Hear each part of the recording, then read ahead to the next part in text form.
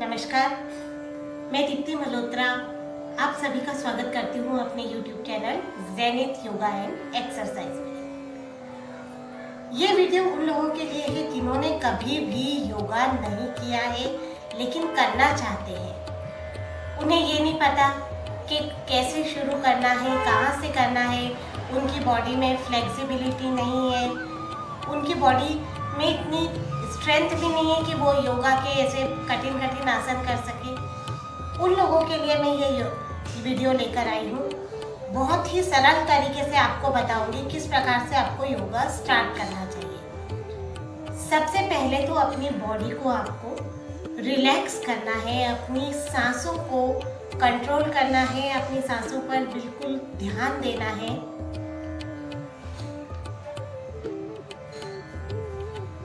काम रहकर अपनी सांसों पे अपना ध्यान केंद्रित करें और उसके बाद धीरे धीरे आंखें खोलें और अपनी बॉडी को भी रिलैक्स महसूस करें।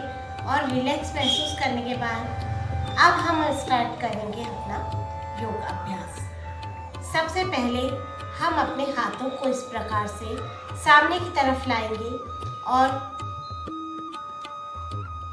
इस प्रकार से हथेलियों को नीचे की तरफ करके पूरी अपनी उंगलियों को खोलेंगे। खोलने के बाद हमें अंगूठे को अंदर की तरफ रखकर उसे बंद करना है, फिर खोलना है, फिर बंद करना है। ये क्रिया हमें 5 से 10 बार दोहरानी है। अपनी हथेलियों को इस प्रकार से सामने रखना है, फिर नीचे झुकाना है, ऊपर नीचे, ऊपर नीचे। और ये भी क्रिया हमें 5 से 10 बार दोहरानी है। लेकिन एक बात का बिल्कुल ध्यान रखें, आपका पोस्चर जो है वो जितना आपसे हो सके बिल्कुल सीधे बैठे, अपने शरीर को सीधा रखें, अपने हाथों को भी क्रिया करते समय सीधा रखें, लेकिन खिंचाव ना आने दें। किसी भी प्रकार का खिंचाव होने पर आप रिलैक्स पोजीशन में आ जाएं। अब नेक्स्ट, इस प्रकार से करने के बाद हम लोग अपनी मुट्ठी बंद करेंगे और मुट्ठी को हम इस प्रकार से घुमाएंगे और गिनती करके ही हमें ये सारी क्रियाएं करनी है, बिल्कुल आराम से। हमारे शरीर पर कुछ भी खिंचाव नहीं आना चाहिए, क्योंकि आप लोग जब तक योगा की आदत नहीं पड़ेगी, हमें इस प्रकार से ही अपने शरीर को कंट्रोल करना है। हथेलियों को क्लॉकवाइज और एंटी क्लॉकवाइज घुमाने के बाद हम लोग हमारी उंगलियों को फिर से खोलेंगे और इस प्रकार से हिलाएंगे। आपके अंगूठा, आपकी एक एक उंगली सभी में मूवमेंट होना चाहिए। आपको बिल्कुल हिलाते रहना है अपने हाथों को। ये भी कुछ देर तक करने के बाद में आप अपने हाथों को सीधा करें और अपने कंधे तक लेकर आए। 1 2 3 4 5। हाथों की क्रियाओं को करने के बाद अब हमें करनी है नेक की एक्सरसाइज। गर्दन की एक्सरसाइज करते समय बहुत ध्यान से हमें करना है।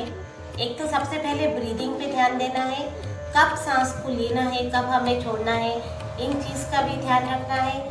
सर्वाइकल वाली इस क्रिया को बिल्कुल ना करें। और सबसे पहले हम गर्दन को पहले सांस भरेंगे और सांस छोड़ते हुए अपनी चिन को अपनी चेस्ट से चिपका लेंगे। होल्ड करने के बाद में फिर से हम सांस भरेंगे और सांस छोड़ते हुए पीछे की तरफ अपनी गर्दन को झुकाएंगे।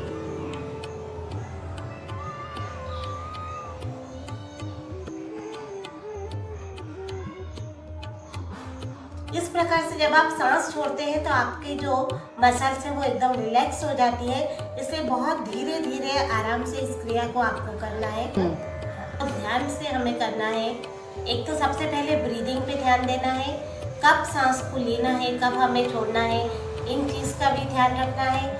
सर्वाइकल वाली इस क्रिया को बिल्कुल ना करें। और सबसे पहले हम गर्दन को पहले सांस भरेंगे और सांस छोड़ते हुए अपनी चिन को अपनी चेस्ट से चिपका लेंगे। होल्ड करने के बाद में फिर से हम सांस भरेंगे और सांस छोड़ते हुए पीछे की तरफ अपनी गर्दन को झुकाएंगे।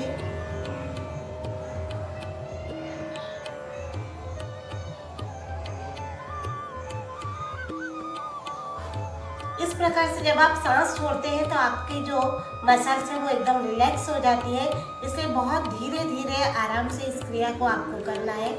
अब हम लेफ्ट और राइट झुकाने में करेंगे। इसे भी इसी प्रकार करना है। पहले सांस भरे, सांस भरकर छोड़ते समय आपको राइट की तरफ झुकना है और फिर लेफ्ट की तरफ। देखिए आप ध्यान से।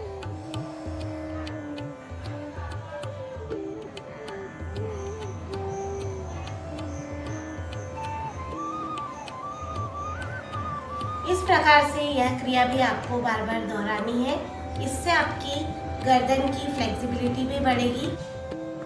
अब हमें हमारे हाथों को कंधों पर इस प्रकार रखने के बाद हमें इन्हें घुमाना है, पहले क्लॉकवाइज और फिर एंटी क्लॉकवाइज। हर क्रिया को हमें 5 से 10 बार दोहराना है, धीरे धीरे रिलैक्स होकर अपनी बॉडी को कि हर अंग पर हमें काम करना है। ये भी एक प्रकार का योगा है। अगर आप ये योगा की भी आदत डाल लेंगे तो ये आपको बहुत फ़ायदा पहुंचाएगी। ये सब करने के बाद में आपको अपने पैरों के पंजों को इस प्रकार से टकराना है, हल्के हल्के धीरे धीरे।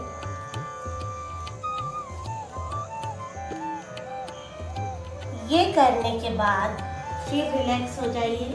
आप अपनी बॉडी को रिलैक्स करने के लिए ये पोस्चर भी कर सकते हैं। बिल्कुल आराम से अपने हाथों के पंजों पर लीन होकर बैठिए और अब आप इस क्रियाओं को फिर से आप कर सकते हैं। अगर कोई दिक्कत है तो पहले इस प्रकार से, उसके बाद पैरों को टकराना।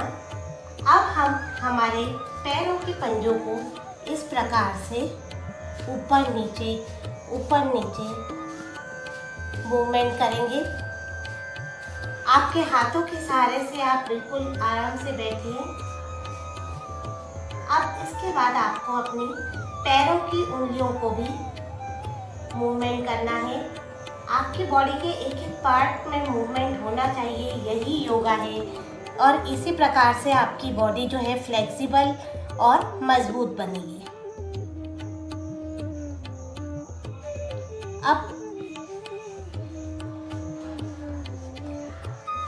क्लॉकवाइज और एंटी क्लॉकवाइज आपको अपने एंकल्स को घुमाना है। बहुत रिलैक्स होकर ये सब करना है, वरना आपकी पैरों की मसल्स खिंचा सकती हैं।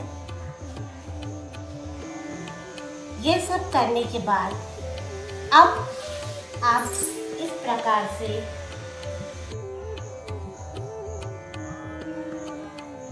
जितना आप घुमा पाए अपनी क्षमता अनुसार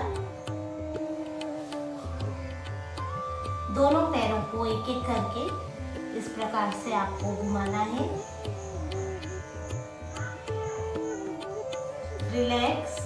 रिलैक्स होने के बाद में अपना एक पैर इस प्रकार मोड़िए और दोनों हाथों से पकड़कर ऊपर नीचे आपको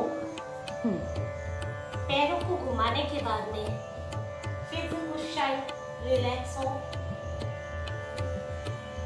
डीप ब्रीदिंग करें। अब हम जो आसन करने जा रहे हैं वो एकमात्र ऐसा आसन है जो कि आप खाने के बाद भी तुरंत बाद भी कर सकते हैं।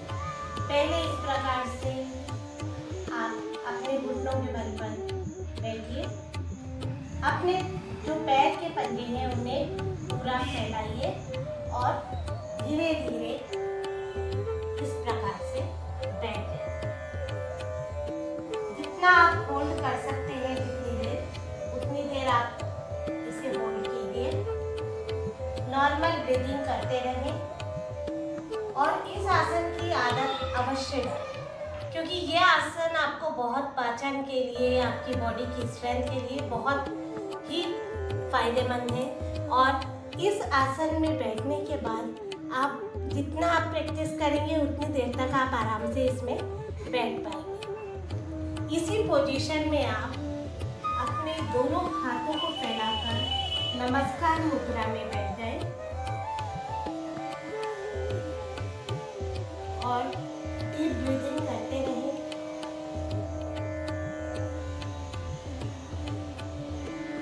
इसके बाद आप अपने सीधे हाथ को बाएं घुटने पर रखें और एक हाथ पीछे की तरफ और इस प्रकार से पीछे की तरफ देखें। अब यही क्रिया आप उल्टी तरफ दोहराएं, मतलब सीधे हाथ की तरफ, सीधे घुटने की तरफ।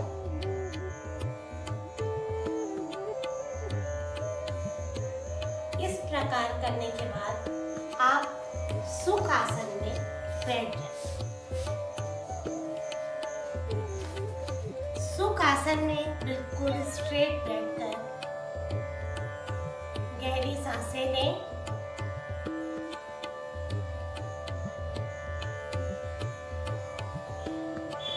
अब हम हमारा लास्ट आसन करेंगे इस वीडियो का, वो है तितली आसन। दोनों पैरों को इस प्रकार से पकड़ें और अपने घुटनों को हिलाएं। जितना आप कर सकते हैं उतना अपनी क्षमता अनुसार करें।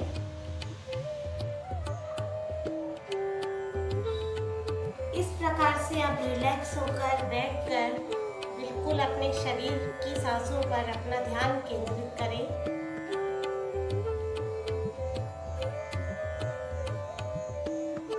धन्यवाद। अगर वीडियो आपको पसंद आई हो तो please like, share and subscribe. Thank you.